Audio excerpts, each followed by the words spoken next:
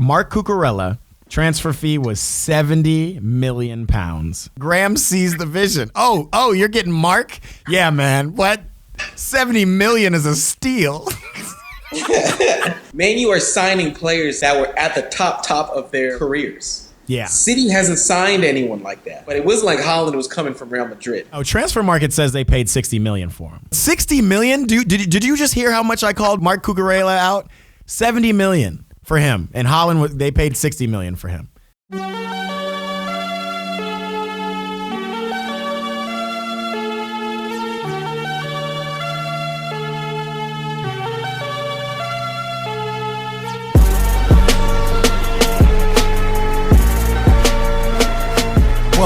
Welcome. You are now tuned in to the EPB podcast. As usual, it is your host, Matt Marshall.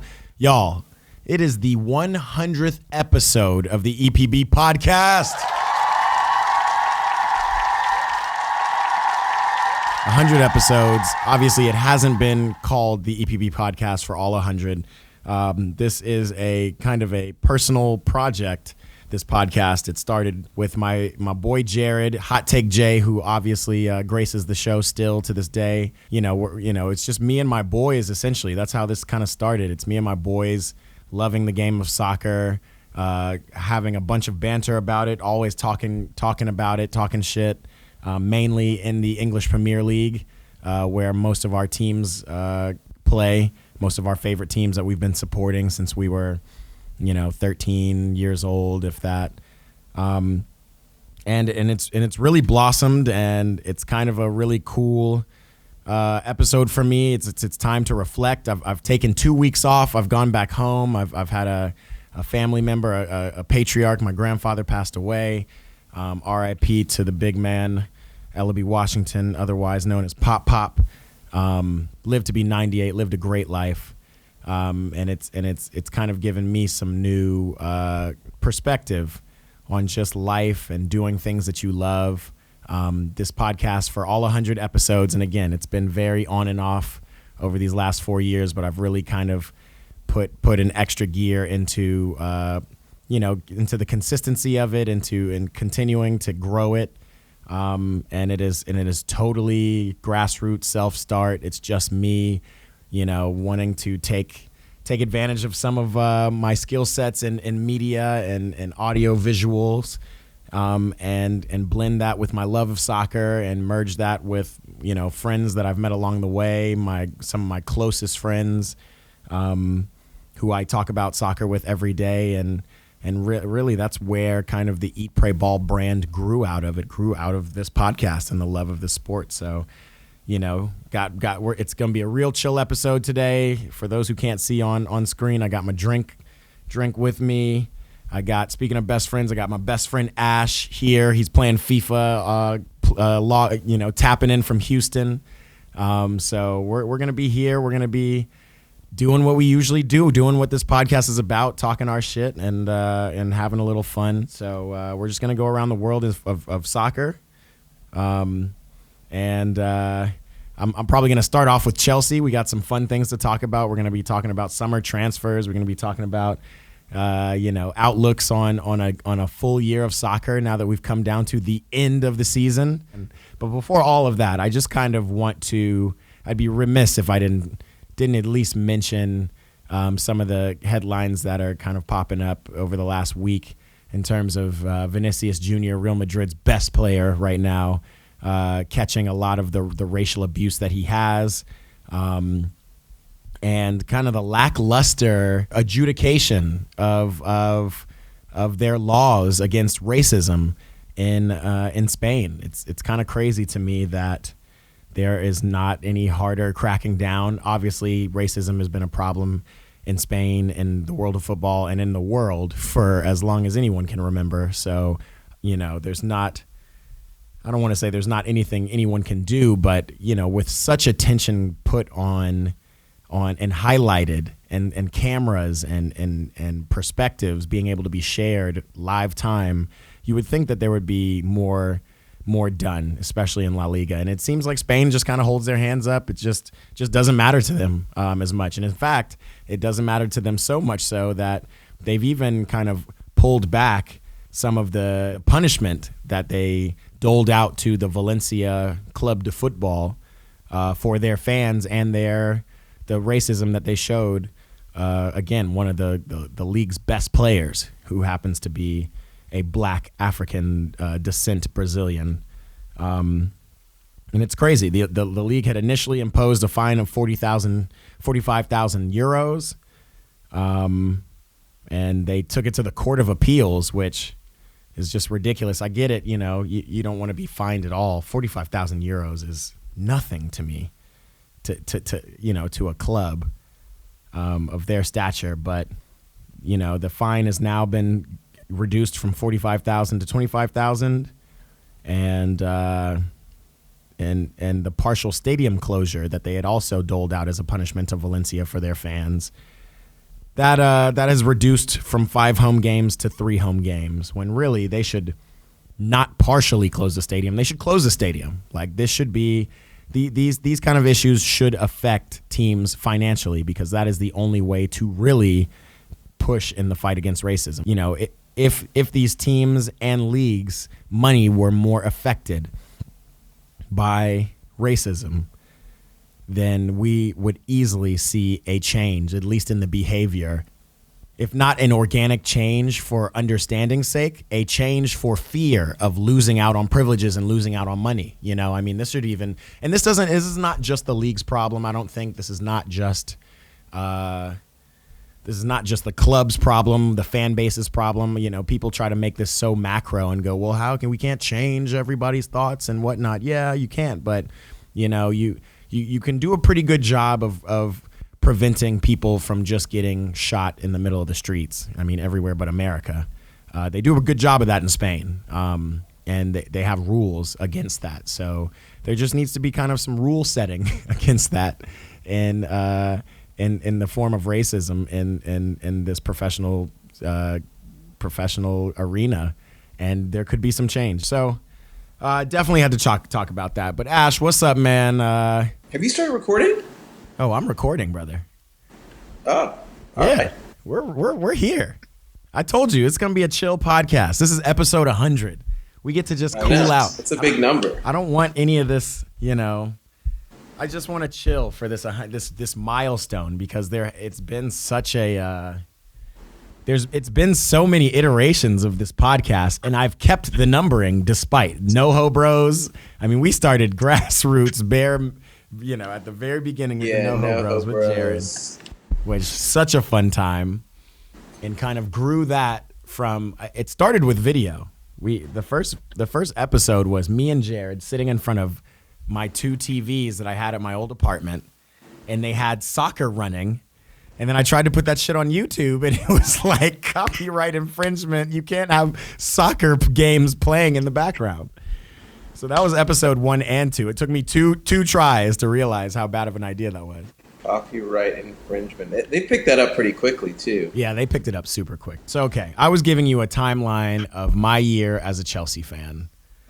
We talked about this a little bit one time. It was kind of like Todd Boehly swung for the fences by buying Chelsea of all teams, and kind of the way we see Wrexham, the way we see some of these smaller teams, the way we see who was it who just bought what wrestler? No, JJ Watt bought into Burnley, right? That seems to be more of a more business savvy type of approach than just say, hey, let me buy the one of the most expensive teams. And sure, you have the money. You're signing these contracts. You're trying to moneyball it, but to have zero soccer knowledge. Yeah, or at least day one, I'm figuring out what the heck's going on. Day one, he was he was playing Football Manager. He was like, let me just buy all these players. Day one, he bought what? Wesley Fofana. Yeah, man. That's like a weird. It's just it's more than unorthodox. Obviously, everything about this has been unorthodox. But I guess the question is is this a worse state for Chelsea than we? Because let me give you my feelings as a Chelsea fan during the process. Right, Boehly comes in the summer. Right, Roman has to sell. First of all, Roman has to sell before Boehly's even a thought, and I'm freaking out. We're not going to have the same kind of money. We're not going to have the same kind of influence. I've got Jared at my neck talking about 2-trophy FC is never going to win again. And then Bowley comes in, end of May. But everybody thinks it's a disaster. They're going to fucking Daniel Levy the team or worse, because it's like there's no way Bowley's going to be spending nearly as much money. And the first thing he does is he signs Wesley Fofana on a $80 million fee and puts him on a 7-year contract worth like $10 million a year for 7 years, $10.4 million a year. I think the big difference between soccer and other sports is that there's a lot of players out there. Like, you don't have to sign people up for so long. It's not. It just seems like in the American games, like the teams are more like determined by one individual player, like your franchise player. Right. And like particularly basketball. Maybe a little. And soccer just doesn't work like that. There's just a lot of players. Players come and go. It's more like the NCAA, right? Where you just refresh every year. If you've been one of the better teams, then you have more of a pull to the bigger players. But it's not like you needed to lock Wesley Fofana up because he was just that dude, or any of the other, or Mudrick, or any of these guys. Like, so I guess the argument would be that like the way things are inflating so much. You build a team now hoping for the future. You pay this money now because maybe in 5-10 years, Wesley Fofana is worth $300 million. But is he? Like, I mean, that's... That, like, the only time I feel like we've seen a team really just grow together like that is like Barcelona. Like, I remember Arsenal tried to do that with like Theo Walcott and Ramsey and Wilshere and all those. That crop that grew up. Yeah. And like they just were all, they did okay. They all ended up mediocre and dispersed anyway, but they just kind of dispersed anyway, and then you just kind of have to go out and buy players. Like, Wesley Fofana doesn't even count as like homegrown, right? He's older than 21. No, he's 21. He's 20. Well, he was 21 when they signed him. He was 21, but he's not like he was like he's got the years. But he is a center back, so he has a little bit of a, typically you're not seeing 20-year-old starting center backs in the Premier League. Yeah. So I get the upside, right? But I get the upside, but. Yeah. It just seems to me like a waste of money, to be honest. Yeah. So this is so ridiculous. So we won 3, tied 1, and lost 3, and Tuchel got the boot from Bowley in September after a month of managing, after winning the Champions League, a year and a half before. Yeah, I mean, Bowley just, was very clear about, that he wanted. Bowley wasn't clear, bro. His way. Bowley wasn't clear. There was no clarity in what was going on other than he had a project. And clearly, Graham Potter, after the sale of Cucurella. So, I think, this wasn't a Potter move. It was Ben Chilwell's constantly injured. We need some support at the left back. Let's bring in this guy. And I guess Bowley had been talking to Brighton and trying to secure Cucurella. We put Mark Cucurella, the 23-year at the time, midfield at Brighton, left wing at Brighton. We brought him on. Transfer fee was £70 million. Damn, that's expensive. That is so expensive. And we brought him on a 6-year contract. Almost $60 million. So every contract is like $10 million a year for 6 years. 7 years. So while Bowley was making that really cool contract, he then gets convinced by Graham Potter that Graham sees the vision. Oh, you're getting Mark? Yeah, man. What?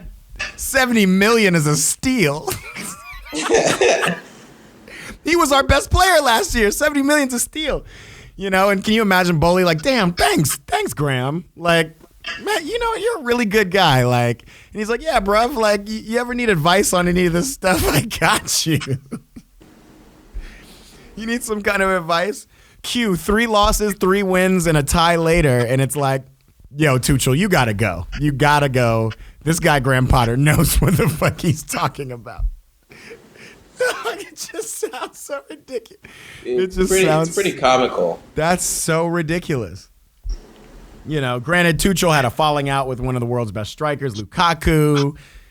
We didn't have a striker for this team, so we pulled in, you know, Aubameyang at that same time from Barcelona, because clearly Barcelona, even though he scored like 9 goals in 11 games for them, you know, they were like, no, we want Lewandowski. You're cool. You know, ship him off to Chelsea. Then Chelsea, you know, then Tuchel gets fired, and then Aubameyang doesn't play. So the rumor was that Bowley wanted to sign Cristiano, and Tuchel was not about that life. Oh, right. Yeah. This was in December, right? When again, no, this was in August when this was over the summer, right? So this is like, so imagine a dystopian universe where Ronaldo, who had lost his child in the summertime and wanted to come over, you know, wanted to leave United because they were kind of going through a change. He was the previous year he was the leading goal scorer at United. You know, had 25 goals and, you know, however many competitions. And Ronaldo goes, all right, yeah, I'll go to Chelsea. Like they actually let him go, as opposed to this weird stalemate between him, Ten Hag, and the front office. I did see this interesting stat that Ronaldo had more goals than Marcus Rashford did for United in the Premier League last season, with 18 goals versus Marcus Rashford's 17 goals. I don't know. We've had conversations on this podcast about this too, and it's like, I don't even know, you know. You can't argue with that whole he's a cancer in the locker room concept, right? Like, I mean, and this is a good kind of transition into my next topic, even though there's still a lot of contracts I want to talk to you about Chelsea. But, you know, I'm gonna break this up a little bit and ask you this question, because I've wanted to ask you. You've heard this question. You've heard Rio Ferdinand refer to it. United, who have won the Carabao Cup and come officially in 3rd place for the Premier League season, which is better than where they placed when Ronaldo scored all those goals on the team. Also, I think they placed 5th that year.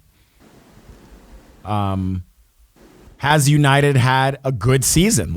And not only have they had a good season without Ronaldo, knowing those things, have they had a better season than Arsenal, who, despite playing really well, almost ahead of time, and being at the top of the league for, I don't know, 2/3 of the season, you know, they finished 2nd.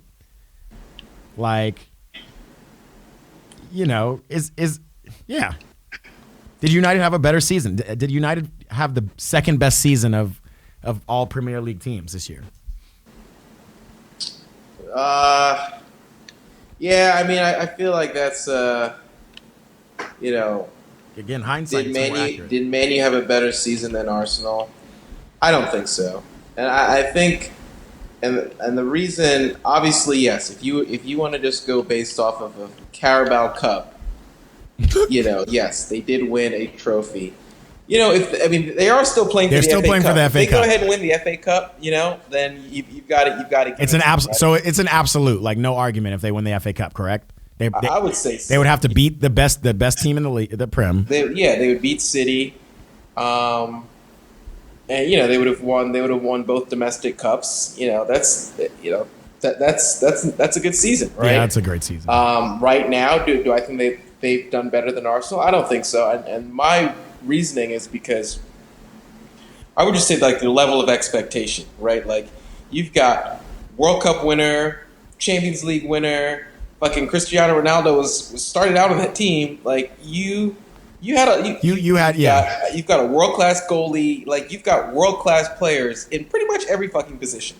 Yeah. So, like, the fact that, like, you're not competing at a higher level, it's like, oh, you guys won Carabao Cup. Like, when we look at the average salary for Man United versus Arsenal, and pound for pound, who punched above their weight and who punched under their weight, Yeah, I mean, it's like a joke if you're trying to like tell me that Man U just had this like awesome season because they didn't. I mean, you've got like all Casemiro, Ronaldo, Bruno Fernandes, Marcus Rashford. You got fucking Jadon Sancho. Like Arsenal don't have a $70 million guy on the field that they paid for.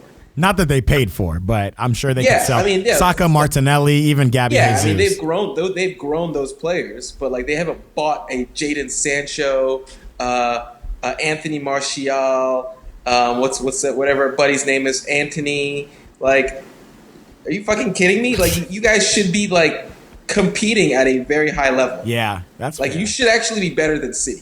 You have more annual salary for Arsenal is £97 million.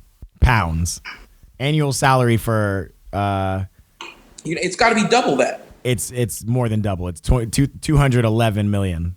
That's insane. And that's not including the dead money that Ronaldo left you at 13 million. Yeah, like and look at what City's is. No, that's a good argument. I honestly think Man U's is higher than City's. That's a good argument. There's no way Man U's is higher than City's, but that is a good argument. I mean, dude, think about like how many Man U are signing players like that were at the top of their like careers. Yeah. City hasn't signed anyone like that. Like even Haaland, I'm sure he gets paid a lot of money, but it wasn't like Haaland was coming from Real Madrid. Oh my God. Can you look up what City's? I just did, and bro, it's actually crazy how spot on you are. The total salaries at City is 198 million compared to Man United's 211 million. About it. Because like, I mean, where did Ederson come from? Yeah, he's a top goalie, but like a lot of those City players became top at City. City's true. not saying, "Hey, we need Mbappe and we're going to pay all this money for him." No, I mean the closest to that is Erling Haaland, and Transfer Market says they paid 60 million for him. 60 million? Did you just hear how much I called Marc Cucurella out? 70 million for him, and Haaland they paid 60 million for him. We paid 100 million for Enzo. We had paid 130 million for Enzo Fernandez. 50 million.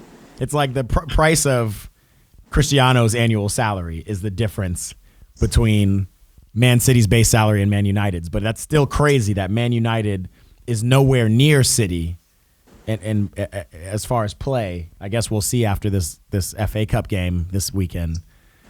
But their salaries are so inflated. I mean, let me look at Man United one more time. I mean, you've got. I'm gonna call. Yeah, out I just don't know who. I mean, I do know like that they are. David De Gea is almost getting 20 million. He's getting 19.5 a year. 19.5. I mean, because remember, he was a big signing when they got him from Atletico. He was a big signing, but it wasn't even that. It was the renegotiation. Remember when he was supposed to go to Madrid and somebody didn't send the fax at the right time so that he couldn't get the transfer, and then he had a really good year that year, and then they had to sign him and they had to give him the bag. So David De Gea is the most expensive on the team at 19.5 million pounds. Jadon Sancho, number 2, at 18.2 million. Dog, what does that translate into weekly salaries? Weekly salary, that's $350 a week for Jadon Sancho. Is he a $350 a week guy? Oh, come on now. We talked about it. I mean, we had to even knock Mane off of his $300 a week perch. Dog, you better be scoring a lot of goals. And how many goals does he have this year? 4? Yeah, I mean... Didn't he take a sabbatical for mental health? Yeah, he took a mental health sabbatical. For $18 million, dog, your mental health is on the field training, motherfucker. What? Get that ass out there. That's nuts. Jadon Sancho has 6 goals in 26 Premier League matches and 3 assists. I don't really know what goes on at Man U, but it does seem like I don't know, man. Maybe it's just this American style ownership where you just kind of sign the, You sign the marquee faces. Yeah. And there might be some, and there's, so heavy with it, right? I don't know who we need to talk to. There might be something in it from the marketing standpoint where at least it makes up the numbers. Whether or not the player actually delivers for you on the field, that's one thing. But if the player, I've seen Jadon Sancho I've seen Saka in an American or Rashford. But I don't think I've really seen Jadon Sancho in an American type commercial. Maybe not American, but maybe hopefully they're marketing his ass over in Manchester or something. Maybe he's that better dude. be Jadon He Sancho. did come from Manchester. Yeah, there better be fucking Manchester. paperweights with his name on it. Fucking I don't know, man. balls with his signature on it somewhere. Yeah, you would hope that they would line up in the bottom line, or maybe it just helps in ticket sales. Like, does it? Like, it's only helping ticket sales when the dude is like doing like killing on the field. Yeah. Like, who are you just sort of like, he's not like he's done enough to be, his name just lives in folklore. Like, oh man, Messi's 40, but I just got to go see him, like just, bucket list type shit. Like, he just hasn't done enough. He doesn't even play for England. Bro, but he played in the Euros. He crashed out in the Euros. Yeah, he wasn't starting, but he was there. Or the World Cup, sorry. Who else? Who's number 3 in Man U? It's got to be Casemiro or Varane. Rafa Varane, 17 million. He's getting 340 a week.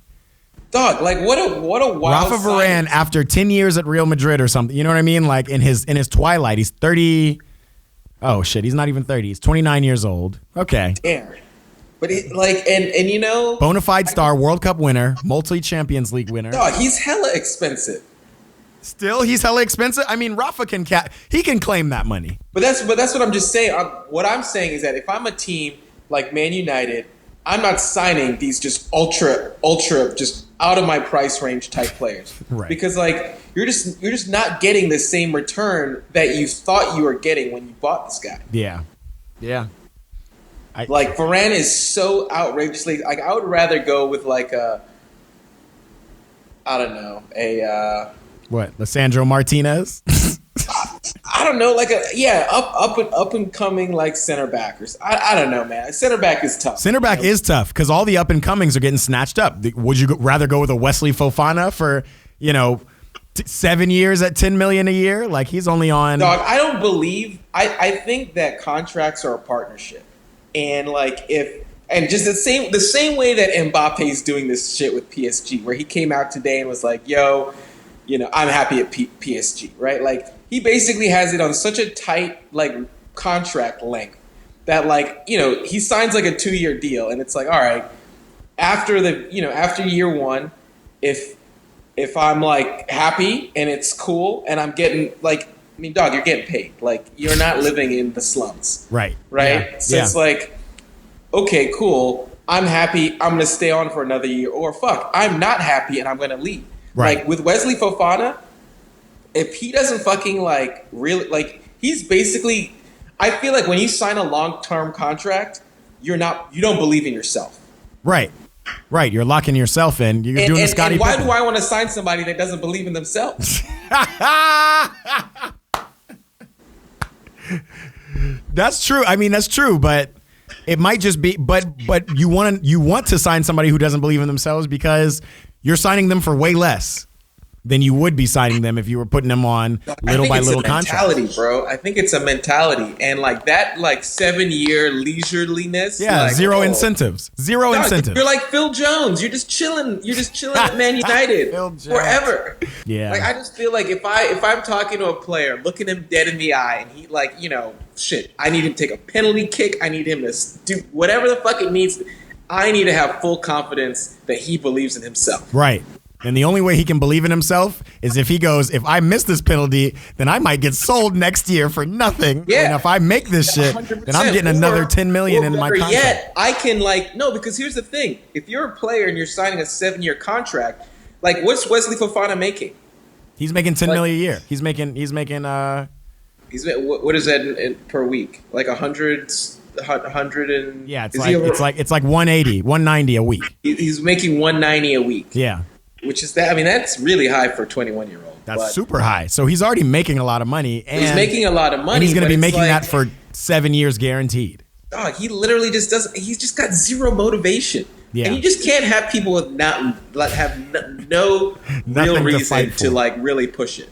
And Frank Lampard came out in an interview after the last game Chelsea played after tying Newcastle so underwhelmingly at the end of the year. Actually, that was probably a good win, good tie for us. But He came out and said that even before he got into the locker room, he was like, Chelsea's locker room is not the same. There's no fight. Nobody wants to, nobody wants to earn their position, blah, blah, blah. And I mean, granted, they have, 40 people on their roster. Yeah, I mean, they don't even have space in the locker room. Right. We saw the locker room. It ain't that big. Right. That should be kind of promoting some kind of right, survival of the fittest. Yeah, survival of the fittest. No, I scored a goal yesterday. I'm fucking sitting here, right here. I have right. I don't want to have to watch the team talk on video conference because I'm in another fucking room. But he did say that, and I wonder if in my head I'm just kind of like, Frank, you're just such a bad coach that I don't care what you're saying about the team morale before you got there. You did not help the team morale at all. It's great that you noticed it. Sucks that you couldn't have affected it. But maybe he's right. Like maybe bringing in all the, obviously, a team, which, shoot, I'm working for a company that just finished a merger acquisition that just shook up the whole company. I know what it feels like to be a part of a organization that kind of transition is in transition. But when you add more fuel to that fire by just bringing in these random players and guaranteeing them these, half a decade, 3/4 of a decade contract, yeah, sure. There'll be people who are just like, shit, all I have to do is show up to work and I'm Gucci. That's what's in my contract. But it's also, I mean, Abramovich did a really good job of developing the Chelsea academy youth system. 100%. Right? So it's you basically now said fuck all my, youth players that are coming up because I'm now trying to sign all these super expensive players. And then, I don't know. If I was Frank, I would have thought he maybe would have brought back John Terry. I don't understand. Clearly there's some sort of tension between John Terry and Frank Lampard. And maybe John feels because Frank is getting old, he's more of the face of Chelsea from the, over the last, I don't know, 10 years, right? It seems to be more Frank than John Terry, even though, John Terry has done some foul personal things as well. So it's probably partly maybe why. But I would have thought if I'm trying to inject hey, we need to get our shit together. I'm bringing all my people. Yeah. Obviously, Petr Cech is over there, but I'm bringing back Drogba. I'm bringing back Terry. We're going to shake the fuck out of these kids to, let them know, y'all are fucking up. So, yeah, I don't even know how cool John and Frank are at this point. Petr Cech actually left when Bowley got there.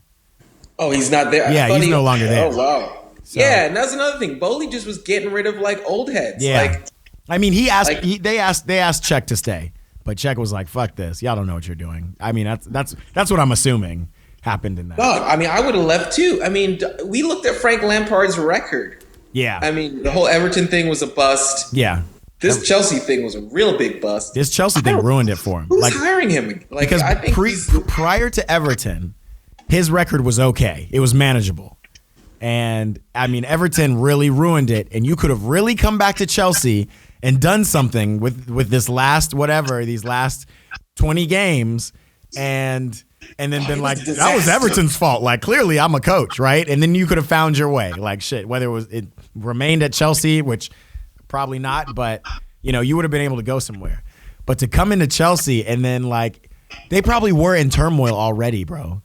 But, you didn't stop the bleeding at all. So now it looks all on you. Now he looks like a worse coach than Potter. Because Potter Lampard won one game out of, 9? Yeah, he won one game. And Potter won 9, lost 9, tied 5 or something like that. Man broke even. It just doesn't... Yeah, so I mean, back to the original point when we first started this, Todd Bowley could benefit from playing Football Manager.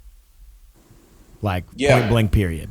He would have known, you don't just go in guns blazing with all this money at a club like Chelsea. If you wanted to do that and splash cash and do stuff, you should have bought a Burnley. You should have bought a Watford. Watford, yeah. 100%. You should have bought a cheaper team and, built it. Built it. Added players, whatever. You see what they're doing in Newcastle, and they're taking it real slow because they know they got the magnifying glass of FIFA fair play on them. You know, magnifying glass. So like, they're taking it slow, but shit, bro, they're doing it right, man. They're doing it right? They had a really fucking good season. They did. They had a good season. They're gonna be playing in Europe next year. When's the last time you've seen Newcastle play in Europe? Like, and honestly, there's rumors they might get Neymar next year. So I mean, like, Newcastle's doing their thing. So okay, let's continue with your by contract situation. Did Brighton have a better year than Arsenal? No. What does that even mean? Dog, they're sick. I mean, that's a good season. I mean, it is pretty. It's a good season. Look, they lost their coach. They lost their coach who brought them to 7th in the league last year. And they lost a bunch of their good players, right? They lost Cucurella. They lost, you know. I thought you said Cucurella wasn't good. He was good for them. He is not good. Have you seen him play at Chelsea? But, you know. Have you seen anyone play at Chelsea? They all look crazy. I mean, that's the question with Brighton, bro, because I've been calling them trash all year. And it honestly wasn't until this last game of the season they played against City. And I was just like, is Brighton actually like a good team? Like, does that make sense? I mean, dude, they got a World Cup winner in their midfield. Like, I mean, they've got some ballers. Dog, I'm so sick of people calling people World Cup winners. Oh, Julian Alvarez. Oh, they got a World Cup winner on their team. Like, dog. I mean, Alvarez like barely fucking plays for City or Argentina. But like, I mean, McAllister like was a pretty important part of Argentina. I guess so, and he's been an important part of Brighton. And his annual salary is $2.6 million. Yeah, I mean, Liverpool are looking to pick him up, right? Yeah, Liverpool's trying to get him. Liverpool are desperate for midfielders, which I mean, Liverpool are losing like 3 midfielders. Yeah, and they've already lost so many already. People keep saying that. I don't think that's accurate. Like, I just don't know what happened to their midfielders. But they didn't lose them. They're just not fucking playing well. What was the Champions League? What was the Champions League winning year for Liverpool? That was 2000. That was a long time ago. That was like 2018, 2019, 2019. Liverpool Champions League title roster. 2019. Oh, in 18 they lost to Real Madrid. Was that the one where they lost to Real Madrid? Yeah, they lost to Real Madrid. Remember Salah and Ramos. Ramos's arm tangled up. So then 19, who did they beat in the Champions League? You remember Tottenham? It was the most boring Champions League final. That was a crazy. But you can't put anything past Liverpool because they balled out that season. I don't think they. I mean they were consistently like. I mean, Tottenham was a surprise. Yeah, Tottenham was the surprise. Oh, fluky Ajax game. So they had Fabinho, which they still have. They had Giorgio Wijnaldum, who they let go. James Milner, they still have. Naby Keita, who's probably been injured ever since. They just let go of Keita this like. And they're letting go of Keita. Henderson, Oxlade-Chamberlain, Adam Lallana.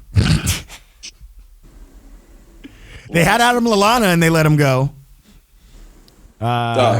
Yeah, I mean, you're right, bro. They really didn't lose anything but Giorgio Wijnaldum. I got it. And honestly, I don't know where. Like, I haven't heard of Wijnaldum since he left Liverpool. Brother, he's in the Europa League final with Roma right now. He's big balling. All right. I'm just saying, bro. I mean, okay. He's balling at 7th place in Roma. Speaking of funny numbers, I don't know what Italy's doing over there. First, Juve's in 18th place. Then they're in 2nd place. Now they're in 5th place. I don't know what's going on in those. Roma was 2nd. Every other week, it's like, oh, shit, we got to dock Juventus some points. Right, let's dock Juventus again because they're they lost. Juve lost to Milan 1-0. Giroud scored. Yeah, Giroud scored. So they would have been in Europe had they won that game. They would have made the Champions League. Yeah, no, they're I mean, but it just seems like the league doesn't want them to be in Champions League. Like, they've just made it very clear. Yeah, they just randomly they've literally docked like 20 points. Yeah, well, no, they docked 20 points the first round, and then like just last week they docked 10 more points. Like, yeah, I don't. Yeah, that's insane. Like, they would have won the league. They would have. They would have won the league. They would have had 38 points. Wait a minute. Wait, has Juventus hasn't really been balling. How would they have won they would have won the league by like a landslide had they not been deducted points. Oh, no, bro. I'm tripping. Juve's first point deduction was reversed. They were docked 15 points at the beginning of the season. Remember that? At the beginning, dude, was this the one like a couple months ago? Yeah, this was like months ago. So Juventus had initially been deducted 15 points in January. You're right. That was like the beginning of this year. Yeah. And then in April, they appealed and they got re-awarded that 15 points. That's how they jumped back up to second. Oh, okay. Yeah, it's just a lot of just like I don't know. It just seems too corrupt. Like it is very docking corrupt. Points, then you get bringing points. Like if anything, this should stand for the next season. I guess I don't know because what if Juve? Yeah, it should just stand for the next season. Like like you start 10 points back the next season. Yeah, negative 10. Right, negative 10. Yeah, work on it. Like you just like arbitrarily like taking away like. Because the fucked up thing is that the players are the ones that are getting the most impacted by this. Right. And not just the players on Juventus, all of the other teams too. Imagine if you're playing a game and you're thinking, oh man, we're so many points back behind Juve, we're not going to make Europe, so I'm actually going to rest my players and actually try to play harder in this game. You know what I mean? Like, yeah, no, 100%. That just changes everything. And that's actually one of Jose Mourinho's criticisms as well. I'm glad me and Jose think alike. Yeah, you and Jose, y'all are right on. Yo, did you hear about this Ivan Toney betting situation? I meant to look that up with you. Yeah, that's it. Yeah, 8 months. But he was like betting on himself. I mean, the bets were pretty wild. Like he was like betting on his team to lose some games.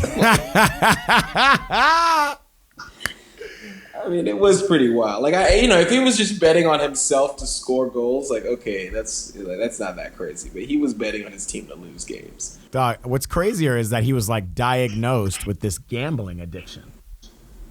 Like, do you think that happened to help him? Yeah, he was.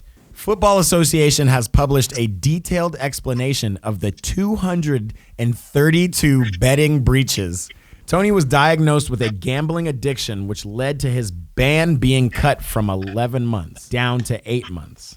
Yikes. 29 of those bets involved a club that Toney was representing. Yeah, I mean, that's kind of wild. Toney bet on his own team to win 16 times in 15 different matches, of which he played 11. Now that, I'm not mad at that. Like, I mean, I guess I am mad. You can't bet on a team, but it's like you can't max fix a match fix a match where like you're trying to win. You know what I mean? Yeah, no, I get that. Toney also made 13 bets on his own team to lose 7 matches between August 22nd, 2017 and March 3rd, 2018. He didn't play in those matches. Dog, I just don't know why you're making that bet, Yeah. Yeah, I agree with you. It's like, what are you doing, dude? Yeah, like what? I'm not playing, so let me bet against them real quick. Yeah, they're not gonna be able to do shit without me. So let me. But check this: of those 13 bets, 11 were against Newcastle, while he was on loan at another club. I mean, sports betting is interesting because you and I even remarked on how prevalent it is in this world now, and in sports. And I honestly, from a marketing perspective and a sport kind of globalization perspective, it makes sports that much more interesting if people are just running to the internet to go and place bets on random things, even things they don't know about, right? So I guess I'm not necessarily that mad at that. Like somebody drew a parallel between, how Brentford was sponsored by Hollywood Bets. It was on their T-shirt. Yeah. And they're just like, yeah, like how can we allow, betting to really infiltrate this culture, the sport world, and not expect that there's going to be players who have problems. And it's just like, I don't know, because they signed a contract. Like, how many times do you bet on your team? But all that being said, it does create a different dynamic in sports, a completely different dynamic. And I'm not sure if it's making sports more exciting, less exciting. Well, I think that sports betting increases the integrity of like the game, like in the sense that like, dude, people are betting on the number of throw-ins, or like the most just obscure stuff, Right? That, like you have to call it because if you don't call it, like it's gonna be a problem. Where like that was clearly a throw-in and you didn't call it, and I bet on 5, and there was only that would have been the number. Like people bet on the most obscure stuff, so I think it like adds integrity to the game. But then you also do get some, fans that are kind of like sometimes disconnected because they're so focused on their bet. That they're right. Like, fuck you. You should have taken that last shot. Why didn't you? Right. Just fuck my bet. I don't care about you winning. I care about this one player shooting, having 5 shots on target. I mean, does it get that granular? Because again, like you've seen the spreads more often than I do. It gets super granular. What about offsides? Like, because offsides is already a taboo thing in the sport right now.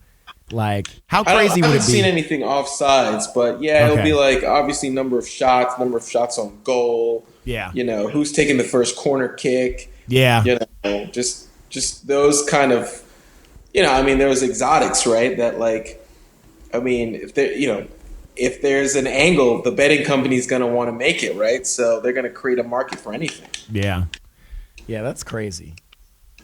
You saying it adds kind of some integrity to the game. That actually is like a point for sports betting in general.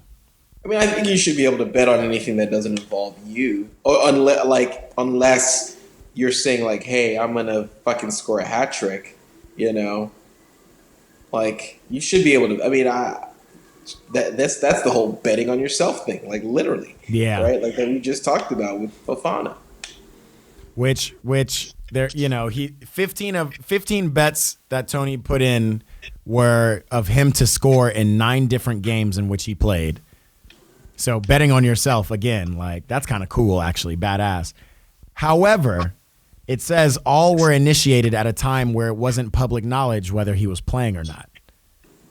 Right, so the odds were different. We don't even know if Toney's on the roster, and he's like, "Yo, I got What if he's putting bets on like the lineup? How do you not know you're not playing? Like no, not when he not knows. He knew he was playing, but they're saying like it wouldn't be fair for other bettors or odd makers because they don't even know if he's playing. So like if you have Toney's gonna score and it's a week out from the game and we don't know if Toney's even gonna be starting in that game. It's a different. You're going to have different odds than maybe a day before the game when they've released the roster, and it says Ivan Toney's playing 90. Yeah, but again, like who's he betting with? Like that wasn't like I just don't get it, right? Like I also did see that he did text people bets too. There is no evidence that Mr. Toney did or was even in a position to influence his own team to lose when he had placed bets against them winning. So that's big. That would be crazy if he's just stirring up shit in the locker room. Just like runs up, he's like, "Fuck you and your mom, dog." Like to the keeper or something. Like, yo. I do wonder though, like is he just shooting excessively because he's like, man, I got to get these, I got to score. Yeah. I got to get this goal. I said I was going to get a hat trick this game, so I'm just going to be shooting. Basically, like each situation, there's just so many like caveats to it. Like the hammer approach of like no betting is just easier, right? Because like imagine if I knew that I was gonna take like if we get a penalty kick today and I'm the goalkeeper, I'm Ederson, right? And I'm like, hey, look, Pep's like, yo, last game of the season, it'd be dope if a goalie can get a goal, like if a PK comes up, you're gonna take it. Right. And then you go place a bet. I'm like, if a penalty kick comes up, I'm gonna get Ederson's gonna take the PK. Like dog, like it would be it's like probably like plus like 35,000 or something insane on that bet. That would be insane. You got to be banned. I would easily take that flyer, but obviously, like, is that That'd be super fucked up if Ederson did it, but like, would it be? Yeah. Yeah. It's just tough. It's tough to see him. He's going to disappear. And then it's like, we're not, this whole Ivan Toney, like, oh, why aren't we bringing him to the England national team? Oh, why isn't he going to a bigger team? Like, that talk's going to be gone because of the scandal, no? I mean, Eric Cantona and there's another dude. It wasn't Yaya. It wasn't Yaya, but there was another player that was banned for a while. I can't remember who it was. I mean, 8 months is a long time. That's no doubt. I mean, like, that season, sucks. Basically. Yeah, that's especially like a guy that's like a brother, one, and two, like, a guy that on the fighting for cusp. a spot to have gotten to England, right? Like, at least a shot, right? He really kind of fucked that up. Yeah. Right. He's like on the cusp of either becoming a named English striker or just kind of, being, it's not going to really hurt his professional career. He can go and play at like we were talking about where he transferred from before Newcastle. He was at Scunthorpe United. That's a team fucking Todd Bowley should have bought. And then he left Newcastle, went to Peterborough, and then went from Peterborough to Brentford. So it's like he can continue to go to these little clubs.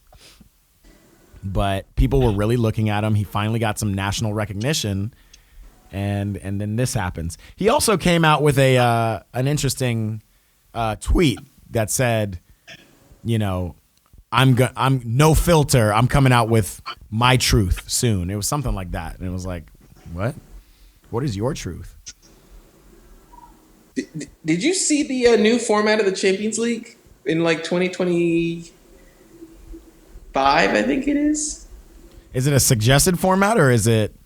I thought it was like a confirmed format where it's just one big group. Yeah, ESPN breaks it down. 24-25 season, the Champions League will move to a 36-team tournament. More games equal more money.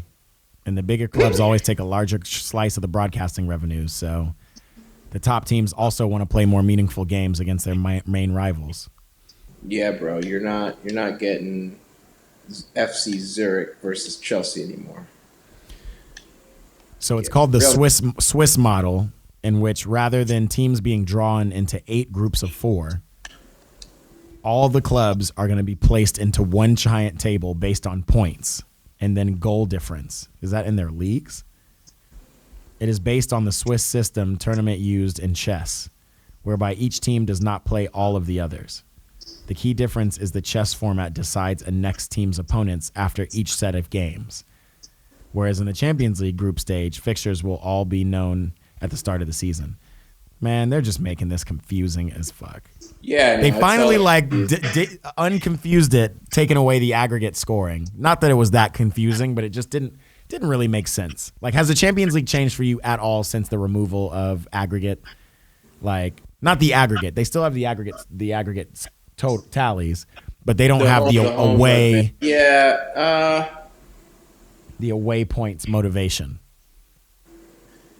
I think it's good because it forces more attacking, right?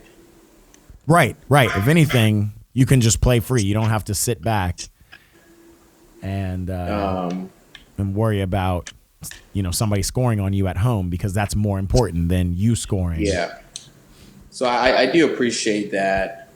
Yeah, it just didn't make sense, and they upgraded. I don't know if this is a sensical upgrade though, or a logical upgrade. I don't think so. I mean, it just seems like it's just another confusing. Like, they're just like, I just feel like sometimes they're just troubling stuff that doesn't need to be troubled. Yeah. Like, adding more teams, like, what exactly is that doing? Like, all that's really doing is making them more money. Watering it down. Yeah, you're just watering it down, but it's more TV deals. But dog, like, okay, how about you just add, like, allow the 5th place team in the big leagues to come. It's like they're also like adding, like they're adding like shittier teams to also be a part of it. Right. Right. It's not like you're like, oh, well, cool, Roma's sixth. Like, let's just add them and let's add like, Newcastle. Like, they're adding like. Here, this is what they're actually the 4 extra teams come from. One of them is the 3rd place team of the league ranked 5th by UEFA. Historically, that's almost always been France. Based upon league position, Germany, they give Germany 4th? I guess so, because Bayern's. Yeah, they'll give Germany 4th. And then what are the other 2? England, Spain, and Italy, Germany, France. Exactly. So historically, France has always been the 5th, the Farmers League, which doesn't make sense. So they're bringing like another like French team. Right. Like, it's not like they're giving it to Newcastle, or it's like someone that finished, I keep saying Newcastle, like Liverpool, someone that finished 5th. Yeah, exactly. No, because they don't want to take away from their Europa League. Europa League. Yeah, exactly. And subsequently, which is also interesting how they've now got so many Champions League teams that fall out of Champions League that just roll into That's Europa great. League. I like that. And then wipe away everybody. Did Roma start in Europa? Or did Roma start in Champions League this year? No, they started in Europa because they won the conference the prior year. Oh, that's right. Okay, well, so that's one of the 4 teams is the 3rd place team from the 5th ranked league, which I guess is France for the most part. So in this case, it would be Marseille. Marseille gets to go directly into the Champions League, which I'm not too mad at. Not too mad at that. Another team comes through the Champions Path qualifying route, which features leagues ranked outside of the top 10 in the UEFA country coefficient. The losing clubs of the final qualifying rounds were Dynamo Zagreb. Yeah, you're right. They're going to bring in some weird team, not weird team. It's going to be a team within the larger, not top 5 of Europe. Which is like, Yeah, but it also, from a visibility and globalization standpoint, it just promotes more interest from some of these like lower market areas, like a Ukraine or Russia, which I don't mean to laugh, but it's like FIFA's probably actively keeping out like CSKA, Moscow, and things like that, obviously because of war reasons. But yeah, but they do want that influence and presence from the fan bases of those countries. Yeah, dude, I guess they're just switching it up. I've heard arguments in terms of like the constant change of things and how some change is just good. You want to keep shaking it up for money purposes.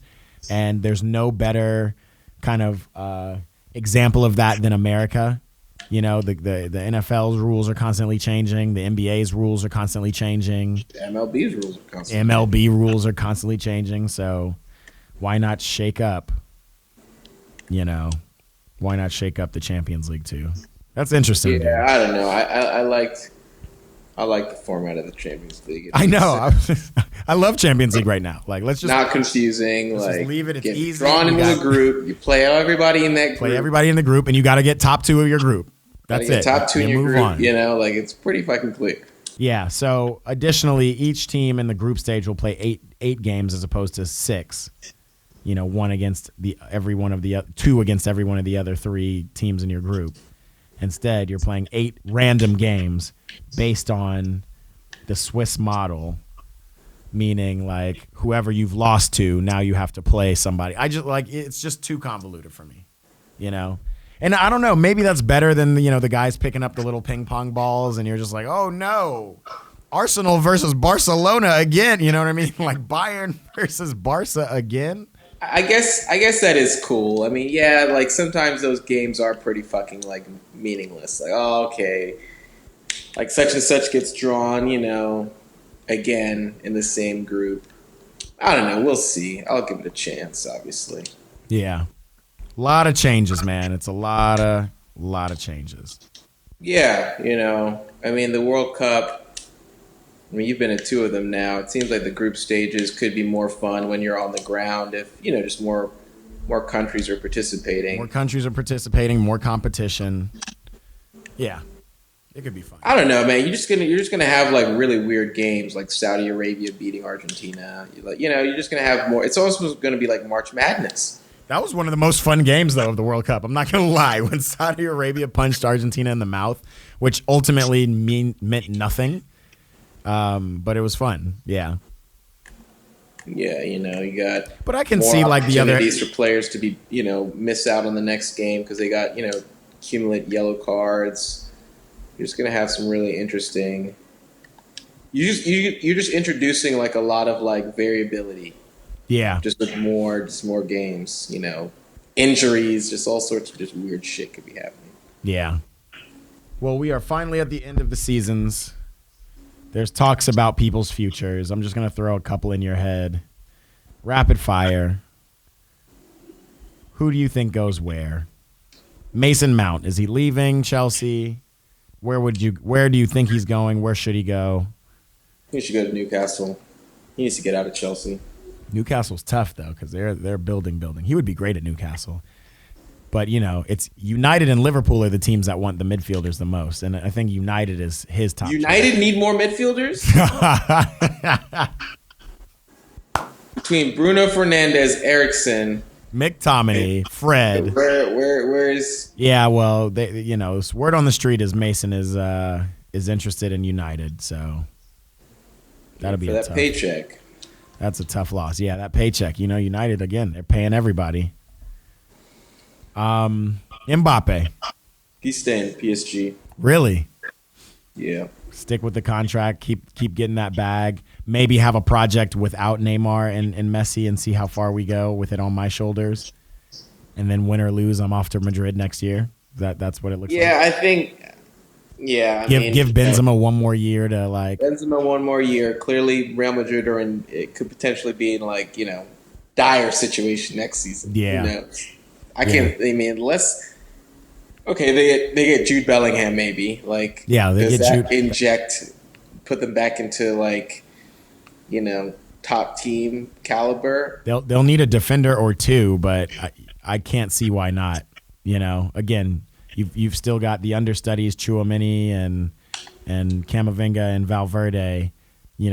Quite and then add a Jude into that mix, and like you're ready to get rid of Kroos and Modric. Yeah. So I don't think they're far off, to be honest. Like again, their best player is 22 years old, right? Like or 21 years old, whatever. They're in good hands. They got Vinny. They have a strong core midfield. They just need to like kind of replace David Alaba in some kind of meaningful way.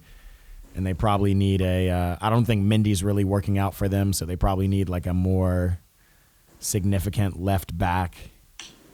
And probably Carvajal too. They probably need to just revamp that back line, focus on that. Yeah, no, 100%. I think you're right. They do need to like think about that back line, revamp it. I think Mbappe is going to give the PSG project one more season.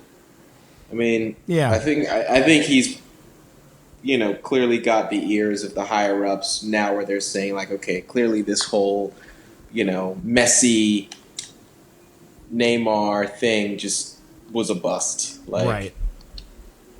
Clearly that just didn't work out. Yeah, they're finally ready to admit that and kind of move on. It's crazy how many years this PSG project has been to really. I mean, I think they've won a good amount of league titles, which keep them going, but the project was to come win the Champions League, and it's funny that Zlatan, Beckham, Neymar, Lucas Moura, Julian Draxler, Cavani,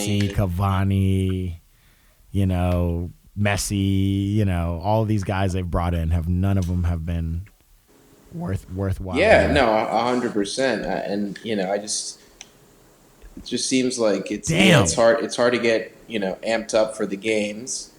Tony Kroos and Luka Modric contracts expire this year. They've had no. Yeah, I think they're definitely renewing Luka's. I don't know. I haven't heard much about Tony. Luka got a 1-year extension. I think that would help to at least help transition the new guard. Yeah, May 6th, Luka came to an agreement over an extension. So yeah, Mbappe stays. You're thinking Jude is going. Jude is going to Madrid. I think Jude will roll to Madrid. I think Mbappe stays. Another name I saw, Gundogan. Dog, I think Gundogan may stay at City. I haven't heard anything about any renegotiations. I think Gundogan may stay at City. I think he's at least displayed the, hey, I can still perform at this level. Oh yeah. But on a positive note, maybe for Arsenal, I think Gundogan and Arteta have a good relationship. That'd be great if Arsenal could pick up Gundogan, because he's only like 31. Like he's pretty. Like he's not like he's as old as Modric or Cruz. No, he's not that old. He's 32. Roll to Barcelona, play. Try to hold down that midfield. I think he needs to stay in the Premier League, but it says Barcelona has been in talks with City about a deal with him. So I don't know. It doesn't look like he's going to stick at City. I don't know. It could be a cool opportunity to go to Barcelona, I guess. Play with who? What? Play with play with Lewandowski and maybe Messi. That would just be so old, bro. Like, as interesting as Real Madrid's project is, I feel like the Barcelona project is it's like so on the opposite spectrum. Yeah, it's like teetering on like, all right, we just, we've got like 1 year plans. Right, we got 1 year plans for all of these goats of yesteryear. I mean, kind of like PSG, I just think Frankie should go to a team that's like really looking to do something. If I were Frankie De Jong, I'd be going to like Newcastle or something like that. Like, we're looking for the future. He held his ground. He said he wasn't leaving. Yeah, he held his ground. He said, I refuse to be paid for all of my efforts. I love the Barca beaches that much. Yeah. Dude, I mean, his alternative, I guess, was Man United, right? So he definitely didn't want to end up there. Yeah. What about Cristiano? Is he staying in Saudi Arabia? Man, that's a hard one. I think he would want to complete a full season in Saudi Arabia, because I think his team is actually second. It would just be kind of like he almost would like not be fulfilling. I think he'd be slapping the oil money in the face if he does not give him a full season. Yeah, I agree with that. But you don't think he's staying for full 2 years? I think it'll be a year and a half. I think he'll leave after this 2023-2024 season. I'm a little confused. He came right halfway through. He kind of got his groove, doing his thing. He doesn't want to upset the oil money, especially since they could help him, like, if he wants to eventually ever buy a club. Yeah. Yeah, they got one match left. And they're second, right? I think they're second, but they're like firmly in second. They can't win. Oh, they can't? Damn. No, they're 5 points back. Oh, all right. Well, yeah, so it was a warm-up season for him. He'll give it a full... So Messi's not... You don't think Messi's going to Saudi Arabia? Al Hilal, who's currently in third place, I think we're looking at him. I don't think he's going to Saudi Arabia. I think he's going to try to, have a stronger, next step, since this whole PSG project was a little bit of a... Yeah, you can't make two bad moves. You know what I mean? Yeah, like, you can't make two bad moves.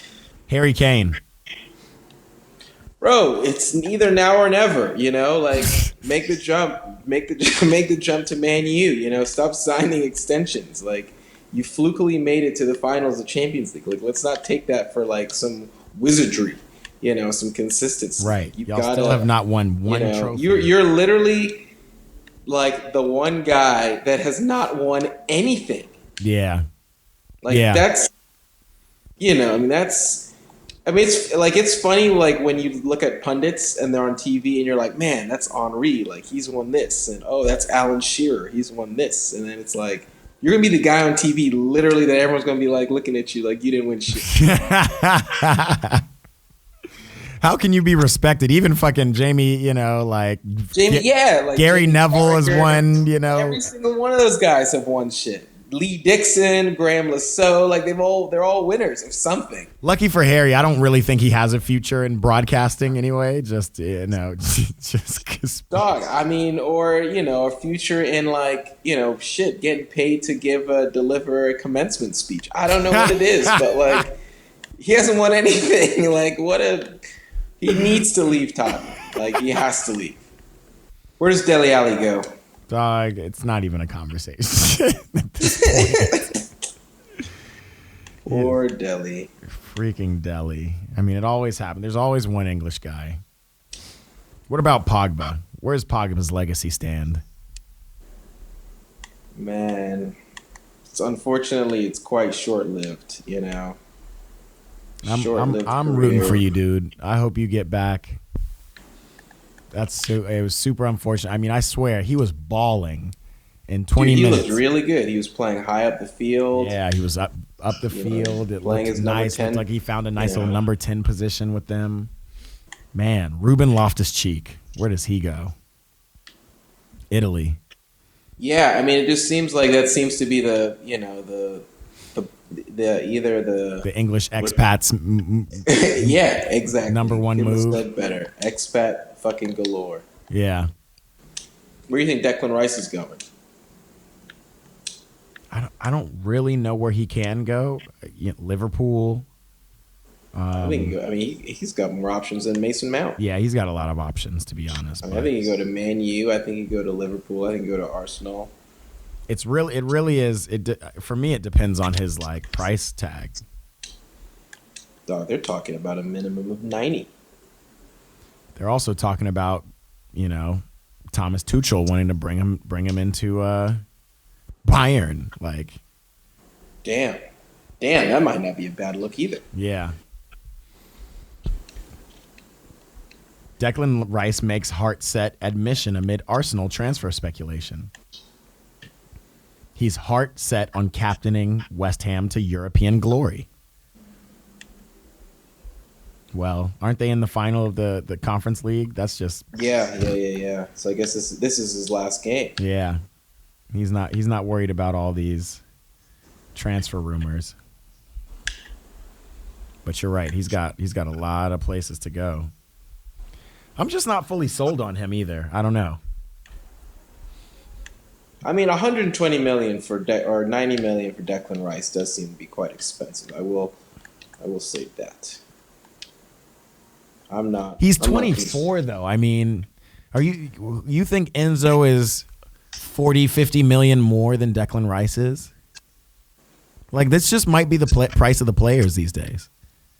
Dog, I'm paying that for Pogba, and I'll still pay that for Pogba. Yeah. Because he can give you more. I just don't know. Like, am I paying that for a defensive midfielder? I mean, United. Like, is he winning me games? Like, through his defensive ability or his scoring ability? Like, I don't know. It seems pretty expensive for he could shore up some real. Like, is he better than McTominay? Most people think McTominay is such trash, and I think he's a good player. It's very tough that he just can't really get a foothold in United. Like, I don't understand why. I don't know if they just don't know where to play him or if he just doesn't have defensive awareness. But that's kind of my point. Like, I think Declan is on the level of McTominay, kind of. So, I mean, he's never really shown me anything different. Yeah, he's played for England, and he looks great when there's 3 defensive midfilders next to him. Playing Declan, Jordan Henderson, and fucking Calvin Phillips or John Stones or whoever.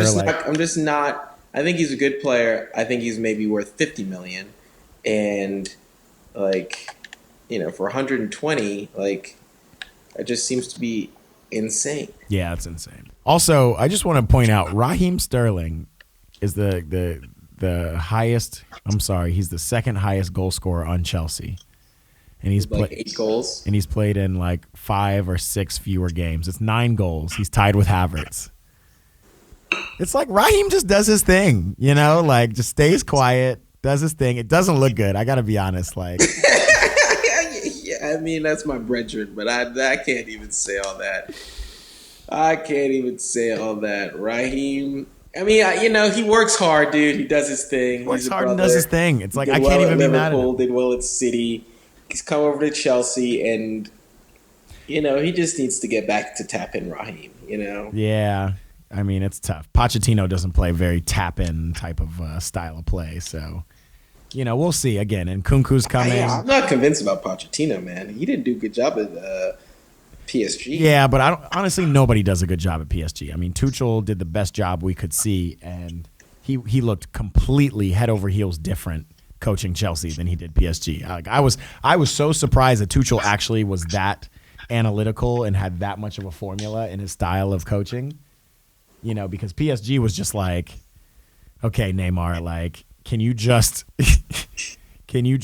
everybody else just play defense while Neymar goes? Like, it was just completely different. So, yeah, it's tough for Poch. But, brother, 100th episode in the bag. What should we title this episode? The Big Centennial. The Big Centennial. I like that. Yeah. Yeah. That's fire. That's fire. That works, man. That works, brother. Don't overthink it. If that's what came to mind. That's what pops up. Yeah. Today was an episode aimed to be chill. It's been a minute. I've been on a 2-week hiatus, so hopefully if you're listening along, you feel like you've just been on the couch kicking it with us. This is literally what me and Ash do daily. I wish we could record more of these, but I'm glad we got something like this on the pod. I appreciate anybody listening in, anybody watching over on YouTube. If you can, please make sure if you like it, if you like this stuff, you want to hear more, you want to come talk, please engage with me in the comments. Come talk your shit. Come tell me if Declan Rice is worth 100 million pounds. And make sure you subscribe on the YouTube channel. We are out here. It is the EPB podcast on our 100th episode, and we're just getting started. And I will catch you next week.